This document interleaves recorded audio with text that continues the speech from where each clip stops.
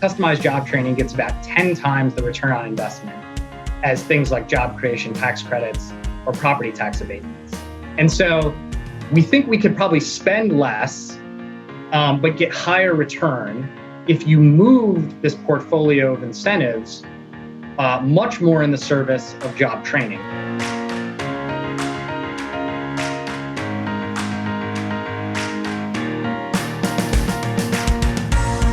That's Joe Parilla with the Brookings Institution talking about the billions of public dollars spent each year on business incentives. He shares some ideas on how to realign the workforce and education system through economic development agencies. I'm Dakota Palicki, and this is Today's Students, Tomorrow's Talent.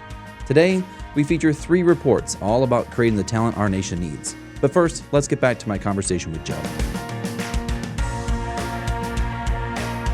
Joseph, thank you so much for joining me today. I am very excited to talk about your and your co-author Sifan Liu's report that just came out this October about talent-driven economic development. So let's just set the stage a little bit and tell me about the report. Sure. So in every community across the United States, you have intermediaries that work with businesses to support job growth and economic prosperity. We call these economic development organizations. And so what the report tried to look at was the extent to which these groups that work with and through businesses to achieve some sort of economic or societal objective, to what extent are they focused on workforce capabilities or talent development as a means to further prosperity in their communities? Because we know that talent is such a critical driver of economic growth and prosperity. And these groups are fundamentally focused on those things. And yet our suspicion was that they weren't focused on talent development to the full extent that they could be. And so what the report essentially tried to look at was, what is the state of play in economic development related to talent development? And in particular, you're looking at inclusive talent development. That might be a new term for some folks. What do we mean by inclusive talent development?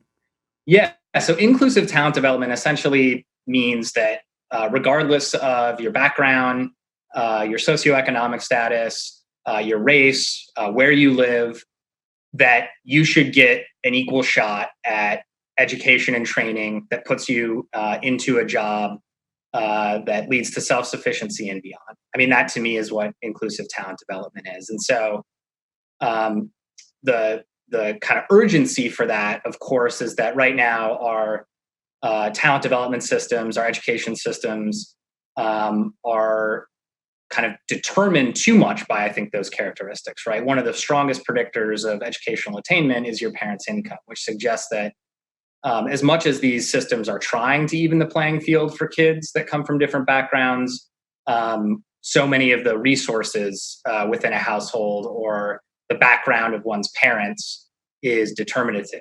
And so I think the notion of inclusive talent development is that those individual characteristics wouldn't be as strong of a predictor of outcomes as they are currently. And so, you've talked a little bit about the working with economic development organizations and agencies and helping to better understand their role in this inclusive talent development. What even makes you study this? Why is this important? Yeah, so a couple of reasons. One is that these groups are distinctly positioned in some ways, right? So they were kind of born in the mid 20th century, late 20th century, to do a couple things. One, work with businesses on kind of shared civic issues. 2, promote their regions and attract inward investment, so attract companies to their community. 3, oftentimes try to influence public policy. And so what we've done is kind of build up an economic development system that, has been too overweight, I think, around kind of bringing things into a region that will improve its prospects. So the notion that if we attract the right type of company or even attract kind of the right type of creative class talent, that will put the community on a different economic trajectory. And just the reality is that the fundamental driver of economic development in our cities and regions is our people, right? So, for instance, if you think about just the value of human capabilities in the United States, it's estimated to be about 240 trillion.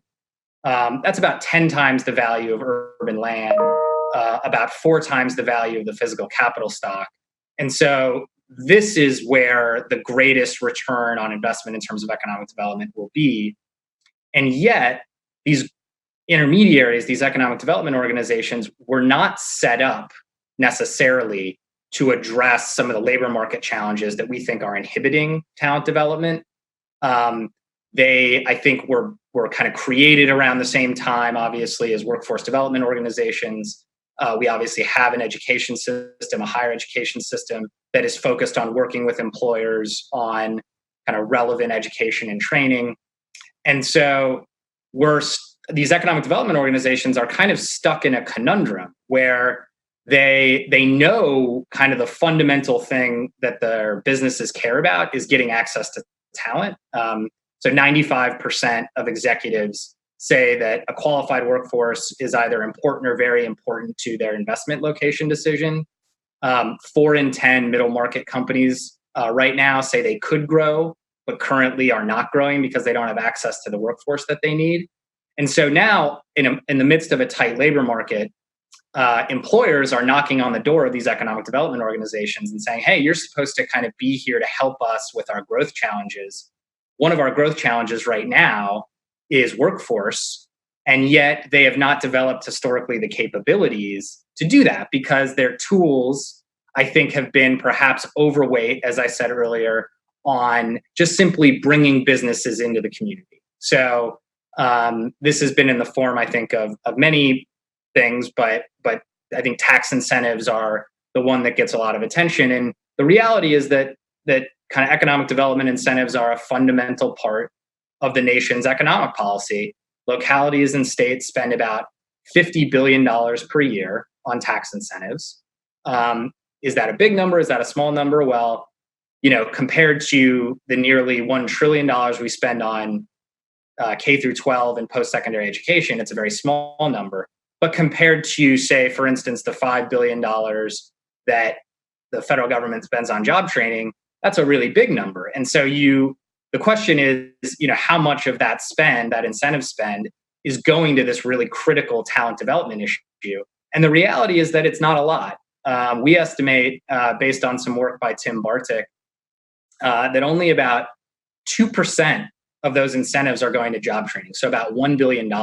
And yet, for businesses that are making decisions about where to invest or where to expand, workforce capabilities are the number one determinant. So we think that's fundamentally misaligned between the tools that economic development has at its disposal right now and really what is the most pressing challenge for businesses, which is getting access to the talent that they need. So what I hear you're saying, I mean, I think there's a lot of you're kind of saying that the way we've set up economic development and in particular tax incentives, historically, we're still using some of the same tools that we did in the past. And I've heard you say kind of before, it's like you open up a toolbox and all you see is hammers. And we need some different tools to really respond to today's needs, the needs of today's communities. And I do think you're right about how much we're actually spending on workforce training. And in fact, in the report, you talk about how the corporate sector alone invests somewhere between $90 and $590 billion in training every year, but that training tends to disproportionately go to already highly educated workers, which limits our inclusive talent development. I guess to put a real fine point on it, you and your colleagues at Brookings covered the Amazon HQ2 site selection quite a bit, and I know that's a good example, a big national example of how cities and localities were considering, tax incentives to bring Amazon, and there was a lot of discussion about the actual development of the workforce as well as Amazon's preference for location. Can you talk a little bit about that as an example of what you're trying to look for here, and perhaps other examples are coming to mind for you as well? No, I think it's a fantastic example. So for those that are not familiar, Amazon opened up essentially a national search to invest. Initially, what they said was going to be 50,000 jobs and $5 billion worth of investment. So a second global headquarters.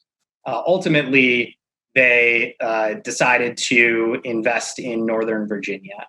And when Jay Carney, their spokesperson, was asked, why did you choose Northern Virginia? They said basically that's going to give us access to the best talent, the best technically trained talent that we need as a company to kind of stay ahead of the competition and to innovate. And so when you actually unpack what Virginia did to attract Amazon, most of it was investments in their higher education system, particularly within computer science, which was of a fundamental alignment with Amazon's needs. And yes, there were some kind of discretionary tax incentives that went to Amazon as well. But really, I think what the company wanted was to know that if they were going to kind of put their headquarters here for, say, the next 20, 50 years, that they were going to be surrounded by systems that were going to continually prepare people for the jobs that Amazon was going to create. And I think that's a fantastic example of what most, I think, businesses are looking for. And that is they're understanding that kind of human capabilities, the ability of workers to complement technology, that is the special sauce in the modern economy. And so they're demanding environments where they can get that talent. And they're looking around and saying, what are cities and states that have their act together in that regard? And so some of the things that they asked for were, what are your, third grade math scores and reading scores? What are the partnerships that your K through 12 system has with businesses in regards to computer science or STEM? What are the kind of graduation numbers and placement rates for higher educational institutions, both 2-year and 4-year, in regard to the occupations that Amazon was going to really hire? And so you get a sense for the playbook that a city or state could develop in response to this new reality. And we think economic development organizations, which in fact led these bids across the country, they were the ones that put together the application, that the extent to which they could credibly say, hey, we are partnering with every aspect of our talent development system on not only what you, Amazon, need, but kind of in general what the demand side of labor markets are requiring. And we have developed partnerships and we have data that have kind of unearthed what's going on within our labor market. We may have incentives that are tied to talent. I mean, there's any number of tools that economic development organizations have, or new tools that they could develop, that if they had to wind back the clock and say, what is the bid that we wish we had put in front of Amazon? I think you start to see a new type of playbook emerge. Yeah, and I think your findings in the report, which we're going to get to here, really talk about what you've been saying, that we can't just keep attracting talent. Not every place is going to be really able to bring in and import talent from other places that either current employers that are there are currently looking for, let alone trying to attract new employers. And, I think the Amazon HQ2 is a great national example that a lot of folks are familiar with, but we also know it's playing out in small and medium-sized business across the country, where, and your report does talk quite a bit about how there is a perceived, lack of talent out there in the American workforce, and I think what's important about that is that they're not saying it's just about low unemployment. They're saying that there's a lack of talent, which infers that even with the current employed force, that we don't have the talent to really pivot to the future into the places that companies and businesses want to go. And I think it's a good way to pivot into a little bit about some of the findings. It's a big report. There's a lot of really great and useful detail in it. Can you just summarize and give folks a kind of quick flavor about what are some of the key takeaways and findings from the report? Yeah. So, as I said earlier, the the reality is that human capabilities are the fundamental driver of the U.S. economy. So, our human capital stock is estimated to be worth $240 trillion, which is way more than any other input to economic growth. That's an incredible $240 trillion. Right. So again, this is a hard thing to estimate, but essentially what some economists have done is try to look at the entire U.S. workforce and put a value on their contributions to the economy over their entire career. And what the number they've arrived at is around $240 trillion, which is almost like a kind of knowable number in terms of its scale. But compare that to, as I said earlier, the value of urban land, which is about $25 trillion, or the entire physical capital stock in the private sector. That's about $60 trillion. And so when you think about these inputs to economic growth, talent is by far and away the most important term. And yet we have challenges within the supply side of labor markets and the demand side of labor markets that mean that we get kind of a lot of lost potential, like essentially the lost productive potential of individuals, either because they are going through an education system that is not preparing them fully, or they are trying to go to college knowing they need some post-secondary education or an equivalent credential, but life is getting in the way and they're struggling to get through. We know there are about 45 million Americans that have started college but not finished. And then, or it could be because they're pursuing alternative pathways to, say, kind of in-demand skills training or an apprenticeship. But those pathways are much less structured. They're much less clear to individuals than the kind of traditional educational pathway. And so they can deliver a return on investment for them in terms of getting an in-demand certificate or a work-based learning opportunity, but it's kind of unclear to an individual whether that's going to happen or not because the signaling isn't particularly clear. And so that's on the supply side. And then on the employer side of labor markets, there are a few things going on. One is that it used to be that an entry-level employer could get in, or entry-level employee could get in with a business and see kind of a long-term career trajectory within that company, and that they could be trained and promoted, and that a lot of their kind of human capital development would happen on the job. Now, businesses, of course, still train. They spend a lot on continuing education and training, anywhere between 90 and about $590 billion. And as you can see, those estimates vary considerably because it's a little bit hard to estimate that number. The challenge for labor markets is that most of that on-the-job training or continuing education goes to highly educated workers. So the cruel irony is that to get into the part of private sector America where you're going to be ready to receive that training, you almost already have to make it through college.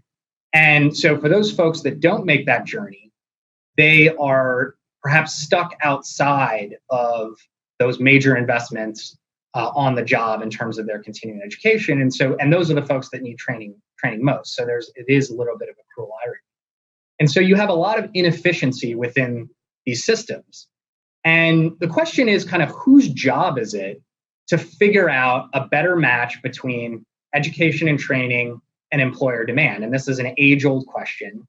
And it's probably going to differ depending on the community that you go to. But our sense is that economic development organizations, because they were kind of born to work with companies, that was their origin story, that they are uniquely positioned to influence the demand side of labor markets. And the first is around kind of the research function of these organizations. Our sense is that, economic development organizations are kind of the experts on their regional economies. And yet there's all sorts of information about the labor market that is not kind of being properly communicated to employers.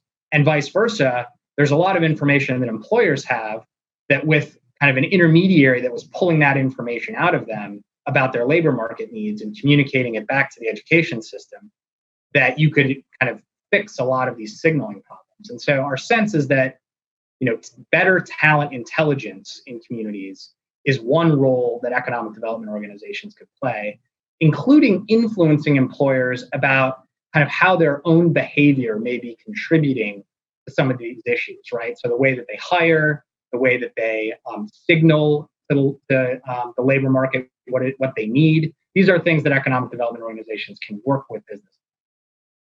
The second category is what we're calling resources. And this is the $50 billion in economic development incentive spend at the local and state level per year.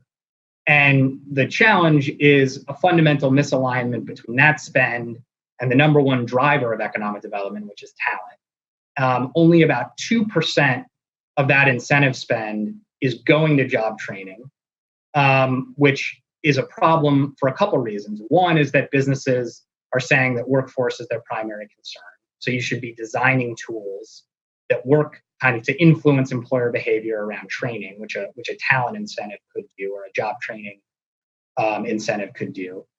And then all the evidence suggests that customized job training gets a far higher return on investment in terms of job creation than traditional tax incentives.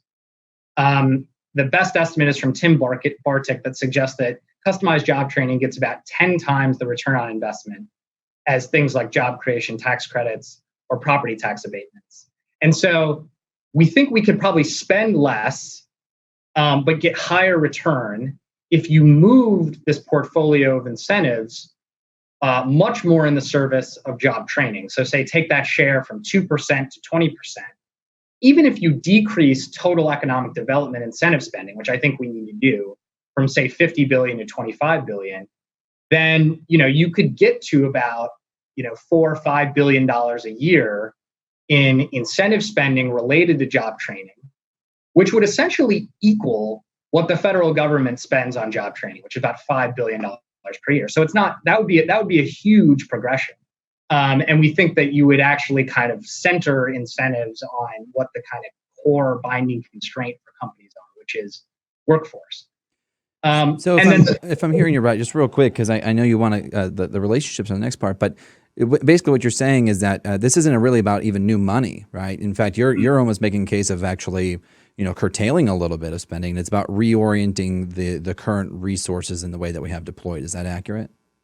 That's right, exactly. And I don't think we can blame these systems, right? These were tools that were developed for good reason to say, hey, if you bring good jobs into our community, we want to incentivize that as a locality or a state. The challenge with incentives is we never really know if the employer would have done that anyway without the incentive. So that's a challenge. Sometimes we're probably subsidizing companies to do something they would have done otherwise. But I think the challenge now is that those were almost designed in an era where, physical capital was the most important thing, not human capital. And now we just need to kind of move our incentives regime in service of the most important input to companies. So, to me, this is just kind of a misalignment that now that we have the data and the research on what works, now we can start to move this through local and state governments to say, hey, you can actually have a win-win here. Spend less, get better return on investment for both workers and business. And that goes to your kind of third capability here, or capacity rather, which is around relationships that these economic development agencies own. The challenge, of course, is around coordination, right? How do you get within a given region, higher education institutions, workforce training, community groups, in economic development, and employers kind of together in some sort of civic superstructure that brings employers into the talent development system much more comprehensively and much earlier. So we think a really important function for economic development organizations going forward is essentially that coordination function, right? They can recruit and connect employers into broader systems, either within K through 12, as more K through 12 systems are moving towards career-connected learning and work-based learning. So essentially, in addition to in the classroom learning, they're complementing that through experiential learning, on the job, or through project-based learning, which fundamentally requires businesses to get in the game. And so who's coordinating them? Well, economic development organizations could. They could bring employers into sector partnerships, which is about picking a particular industry that's growing and creating good jobs and bringing higher education institutions, typically community colleges, and employers together. And the evidence suggests that this can really work, especially if you're providing case management to job seekers and helping them navigate both training and then once they're hired, kind of on the job advancement. And so these are just a couple of examples of where, there's a couple of constraints to taking these things to scale. One is an entity that can coordinate employers. That's where we think economic development organizations can be really important. And the second is resources. There's not oftentimes set aside resources to help support the institutional infrastructure required to pull off these types of education and employer partnerships. And so we think states are fundamentally important to providing resources to support these partnerships because, they require staff, they require meetings, they require research.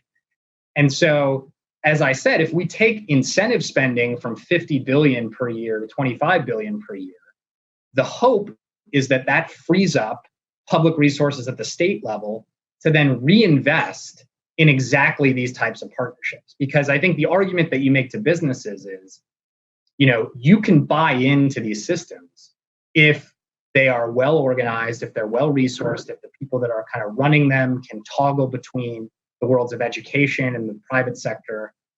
But that requires money. It doesn't require necessarily a lot of money, but it does require some dedicated resources. And we think that if you can free up some of that incentive money, you can reinvest in the talent development infrastructure in local communities at the state level, which we think is absolutely fundamental. And then if you can demonstrate kind of a return on investment to employers to engaging in those systems, they may eventually see that it's worth it to them to invest themselves. And so you can get both public and private resources into these new types of consortia. Well, there's a lot of really great, useful information in this report, including a number of, practical advice for all involved. Where can people find the report? You can find the report on brookings.edu, which is our homepage. And you're right, there is, in addition to offering this framework, there are dozens of examples of cities and states that are doing this work. The hope is that between the framework and the practical examples, that any leader could pick up this report and say, I see myself in some aspect of this framework, and there's an example that I can look at, or a couple examples that I can look at as I think about how my organization evolves to better support talent. Well, Joseph Parilla of the Brookings Institution Metropolitan Policy Program and your colleague Sifan Liu, thank you so much for the work that you're putting into this. I know we find it very exciting. We've been a lot of interest in it as well, and I'm looking forward to staying in touch as we move ahead. Absolutely. Thanks, Dakota. Appreciate the opportunity. Have a good one. All right, you too. Bye.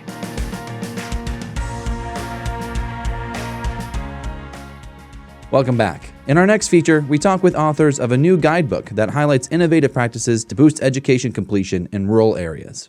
Leanne Davis and Julie Ajinkya from the Institute for Higher Education Policy talking about a new report today. Julie, Leanne, thank you so much for joining me this morning. Thanks for having us. Thanks, Dakota. Absolutely. So really excited to talk about your report. Actually, real quick before we even dive into it, as I was prepping for this, I know that the title of this report is Innovative Strategies to Close Post-Secondary Attainment Gaps, 4 Regional Approaches to Support Rural Students. And obviously, we're focusing on the rural students portion today. Is the Innovative Strategies to Close Post-Secondary Attainment Gaps a series that you all do? Because I know the former guidebook was also named that as well.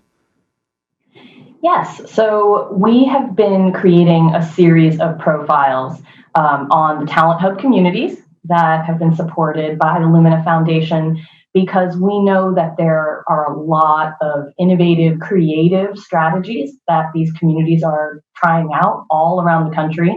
And every time we talk to one, we're super excited about what they're learning And we want to be able to share that with the community. So this is the second in a series. And the first one actually focused on institutional debt forgiveness strategies, where we highlighted Wayne State University in Michigan, where they are making the case for return on investment in order to compel, students who had stopped out to actually return. So it's a win-win for the student and the institution.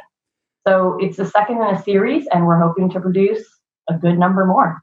Well, I'm looking forward to digging into this one today. This second installment begins with big block red lettering, and I really appreciate it. And it says, "Rural America has been largely abandoned by higher education for far too long." Can you tell me a little bit about why this report is needed today?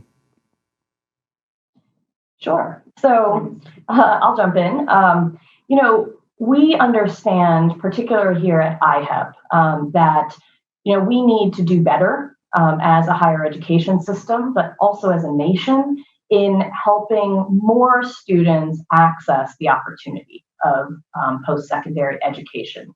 We know that our system was not built to actually serve the needs of today's students, and rural students are yet another population that has been excluded from the promise of higher education. And so we know that a good number of our colleges and universities are not located in rural communities. And that means we have to just try harder to actually make sure that college and universities can connect with these students.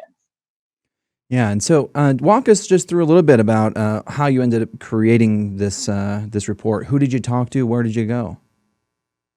So we looked at 4 different talent hub communities that were classified as rural. We started with the Shasta region in Northern California. It's located in the rural upper north region of California, and it's the 5 communities in that region that have really come together because of the way that Kate Mahar describes it, the rural vastness, which is an apt phrase, I think, to describe what we found when looking at some of these communities. We then went to the Rio Grande Valley in Texas. It's located along the Texas-US-Mexico border, and found a completely different population of students there. It's a really young population, predominantly Latino population, bicultural population, and they were having slightly different problems with access to post-secondary education than the folks in Shasta were having. And we also went to 2 different areas of Indiana. We looked at Elkhart County, Indiana, and then we looked at the Columbus region in southwestern Indiana. And Columbus and Elkhart were having really unique strategies to connect through the workforce and employers and create community partnerships. So we reached out to these four different communities, talked with the talent hub leaders and different stakeholders, conducted a series of interviews, and put those together in a roundtable conversation to support the background research that we have done at IHEP. And so through your conversations, you've managed to identify at least 4 kind of high-level strategies that almost all 4 of these places can respond to. And can you tell us a little bit about the 4 strategies that you've highlighted in the report here? Sure. So, we highlighted 3 primary strategies that we kept on hearing throughout these conversations. And one was that rural America is incredibly diverse. I think there is a misnomer out there that rural America is homogenous and it looks the same. And in all of our conversations, it became very clear that one of the most successful strategies is for these communities to actually recognize that there are different target populations, folks coming from different racial and ethnic backgrounds, so different demographic characteristics. Their ages, are very different across these populations. Their workforce needs, and their occupational demands are also different.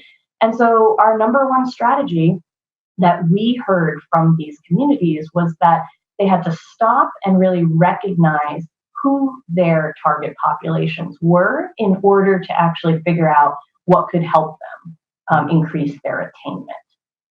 The second strategy was really, after you identify who these different student populations are, that we need to actually, as again, a higher ed system, but also as a nation, really do more to meet students where they are. Like we were saying earlier, we know higher education wasn't designed for today's students who have a lot of work and life responsibilities that they're juggling. They're working part-time, if not full-time. They have dependents, children, elderly relatives. They're returning from service. These are today's students. And so we need to do better about meeting students where they are instead of just assuming that they'll be able to, meet higher education system that was never built for them. And then finally, and this returns back to your question, Dakota, about who was involved even in these interviews, but more importantly, in the work going on in these communities. The third strategy we heard from all 4 communities is that they really engaged different stakeholders and different partners from outside higher ed. So employers and the secondary system and community-based organizations in genuine partnerships so that everyone could come to the table and really help design realistic solutions and pathways to improve post-secondary opportunities for these students. Yeah. I think when we think about the creativity that some of these hubs kind of used when they were designing programs to meet students where they are, they met them in a couple of, I think, distinct ways. The first was really bridging the distance to institutions. So they used technology and creative ways in order to do this. I'm thinking particularly in Shasta in Northern California. And then they also created programs that foster a sense of belonging.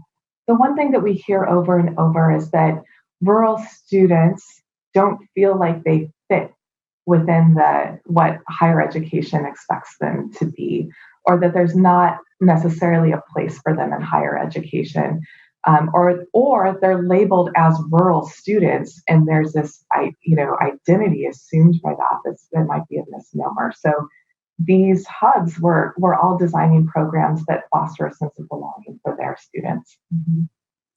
Yeah, I want to go back. I think absolutely the belonging piece is really critical. The report opens up with a statistic here. Nearly 41 million American adults live 25 miles or more from the nearest university or college. And while that might not sound like too far away, for some people, when you think about the barriers to transportation, or even if you do have access to transportation, real life gets in the way. I mean, I myself live 7 minutes away from work, and I was running late into the studio this morning, right? I mean, and so how can you plan for a class that, might have to work around a work schedule and your kid's schedule picking them up? I think that's absolutely critical. And it goes back to your comment, Leanne, too, about how they're using creative ways to really reach out to folks. But what I also picked up on here is it didn't seem that online education was like a panacea. It wasn't, hey, we're just throwing all of our programs online. There was more of a nuance there. Can you walk us through that a little bit? The program that I really love to talk about is the BOLD program in Shasta, Bachelor's Through Online Learning Degrees. So because Shasta and College of the Siskiyous are the 2 public 2-year institutions that are available in that region, and then for students to complete a bachelor's degree, they either have to move or they have to complete that bachelor's degree online, normally through the Cal State system. That creates, there are a lot of barriers for students if there's limited access to broadband. Maybe there might be limited access to computers even. What about their access to student support resources, to the library, to any of these kind of things that we take for granted that are actually at a physical post-secondary institution? And so what Shasta did is they created a program for students who want to complete their bachelor's degrees. They enroll in the online bachelor's degree program, but they, at the same time, enroll in a 1-credit course that's offered through Shasta College. And this one credit course gives them access to everything that Shasta has to offer, to the computer lab, to the Wi-Fi, to student support services, to the library. So it really helps them, is going to help them be able to complete their degrees.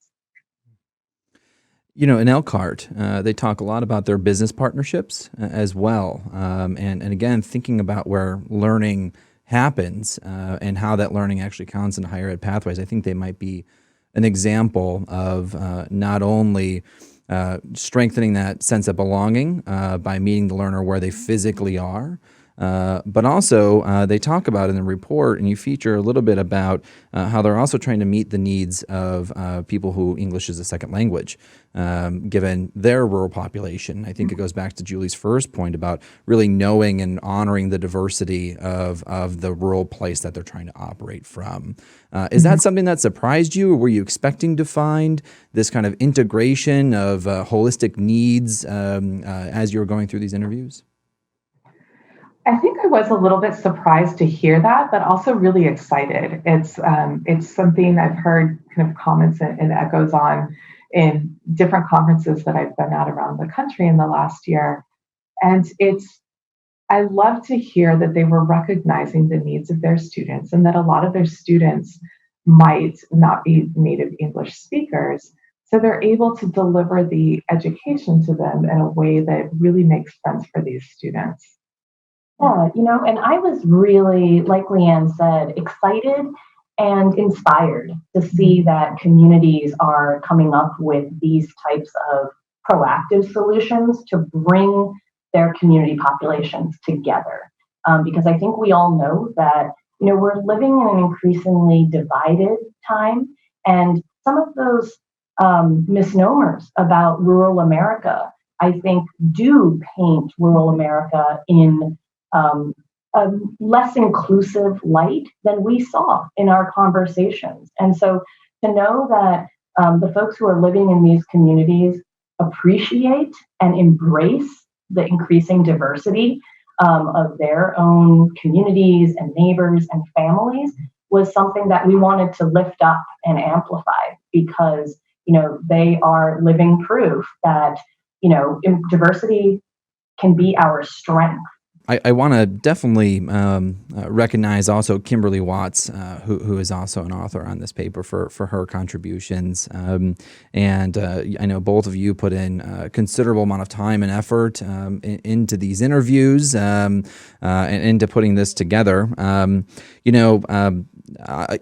love that the report closes with some advice to the field. And so, teaser for those who haven't gotten their hands on this very digestible document. There's some really great advice in there. So everyone should go check it out. Where should people find the report? Sure. So you can find the report on our website. The Institute for Higher Education Policy is fondly referred to as IHEP. And so our website, www.ihep.org. And you can find this profile as well as, the other profiles that we'll be creating in this series right there. All right. Well, thank you both for coming on the show today. And I do hope lots of people go and check out IHEP's website and download the second installment of this wonderful series. And, I know there are more coming out that we're pretty excited about. Leanne and I were just talking about those future reports coming up soon. So thank you both for joining me today.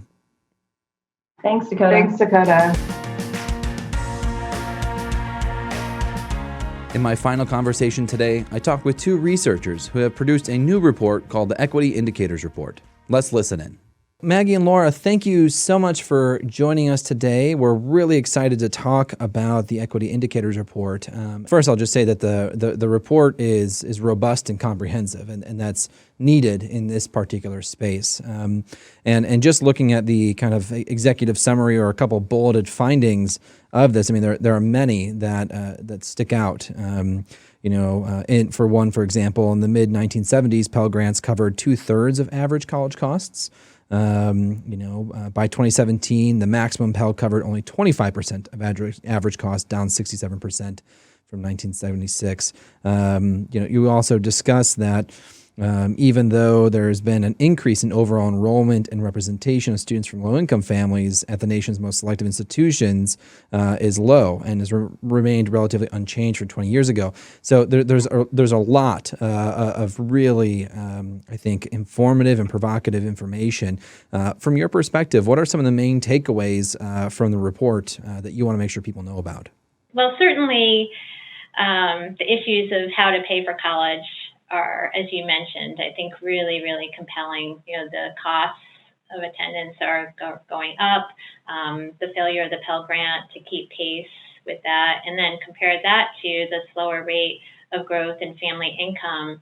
There are only so many mechanisms available to pay the cost of college, right? If you don't have the personal family income to pay, then, and your grants don't cover the costs, then another piece of data that's in the report is around the growth of loans and the increase in borrowing for students. And these issues, I think a really important part of the report is just drawing attention to how these issues around cost, for example, play out differently for different groups, right? So we tend to pay attention to what's happening on average, and that really just masks the differences in the experiences of students from low-income families versus high-income families.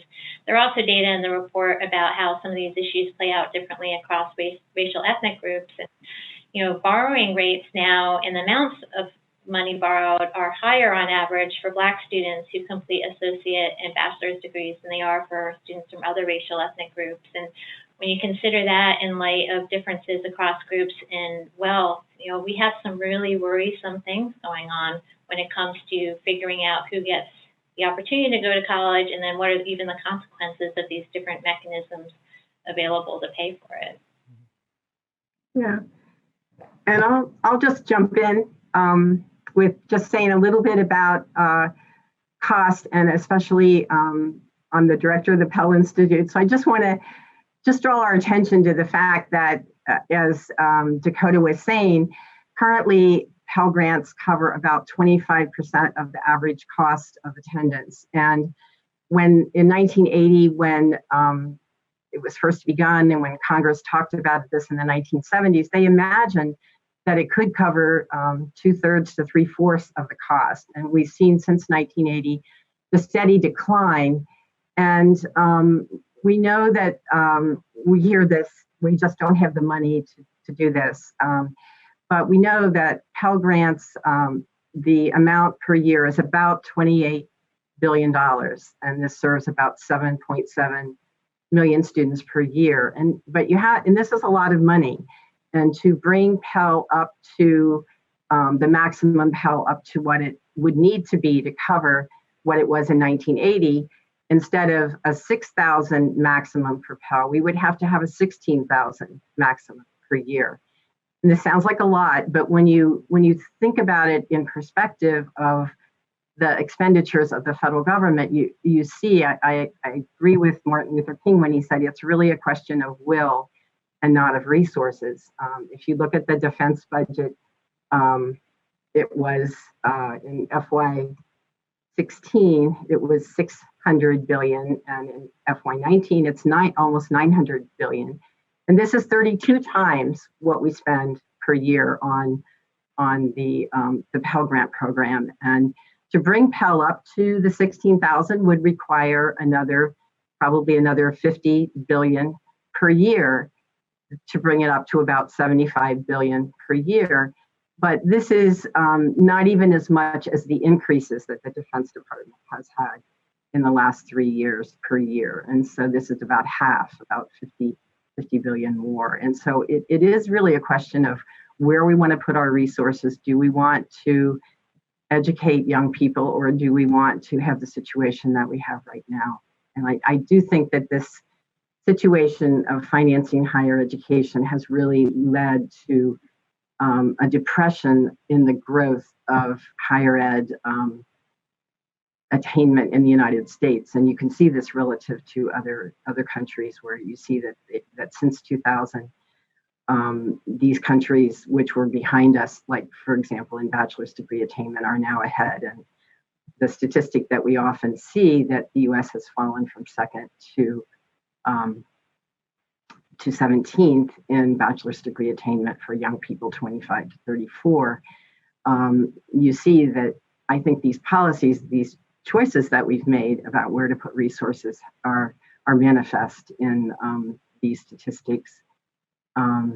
So I think that we need to do sort of a U-turn and really stop thinking about education as a commodity and then all this language about it being an investment. I think it's really a fundamental human right, and I think it's not sustainable in these times to have a situation that we currently have.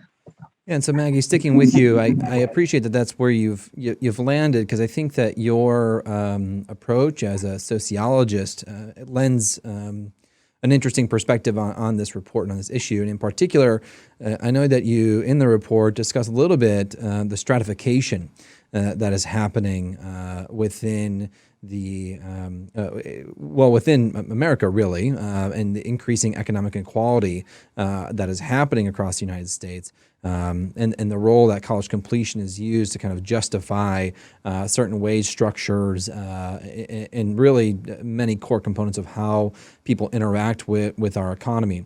And so as you're thinking about how this report will be used, why did you find it important and relevant to bring up some of those issues of stratification, particularly now?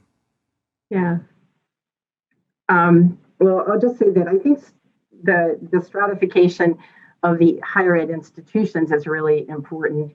But I also think there's another kind of stratification, as you mentioned, in terms of the fact that we've used college attainment as a way of dividing the way that we set wages and salaries within the country. And I think that and this has a feedback effect that I think many families, as Laura was noted, are working very hard, but they cannot afford to educate their children, basically. And so I think that this is really an unfortunate situation. And I think we have to both encourage people to go to college, but we also have to address the wage structure of the society. I think, and increasingly as jobs change and as information changes, we know that work is fundamentally changing. I think this is going to be a challenge for the society, because we're going to have to. It's not sustainable to have a society in which some people have enough, more than they need to live on, and others can barely have a decent participatory life. And so I think that's a basic issue of stratification with higher education. And so, I guess, Laura, can you, going on what we heard earlier, which is one of the hopes is that this report doesn't just simply sit on a shelf. What are you hoping that either policymakers or practitioners or anyone else who really picks up the report, what are you hoping that they can do to better support students? Well, I think there are a lot of potential directions based on the information that's here.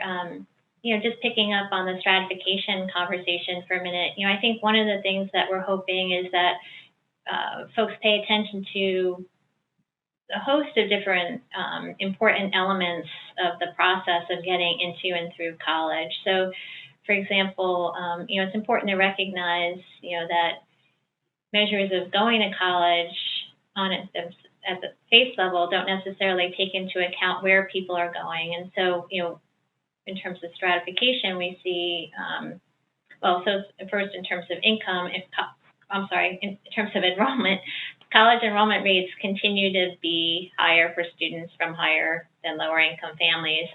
But where people go, even among those who enroll, is really important, right? So, we continue to see considerably higher shares of students from low-income families enrolled at for-profit institutions, community colleges, less selective four-year institutions, and considerably smaller shares of students from low-income families at the most selective institutions. And so, and we've seen very little change on average in that group in the representation of students from low-income families. And so I think one of the takeaways is really the importance of looking within sector of higher education to try to understand, what are the relevant issues? If you're an institution that enrolls a high share of low-income students, what are the mechanisms in place to ensure that all students can have a good experience and then complete on time. And then similarly for folks who are at the most selective institutions, really what are driving those persisting patterns where we see relatively little change in the share of students from low-income families. So that's one category of things. Another issue we haven't talked about is just the information in the report about differences across states. And so, our system of higher education in the U.S., I think, has many advantages, right? It's diverse and it's large, but those characteristics also lend complexity when you're trying to figure out how to create meaningful solutions. And each of our 50 states is very different, especially when it comes to higher education. And so we have data in the report that we hope are going to encourage people to look at what's happening not only for our nation as a whole, but also within different states.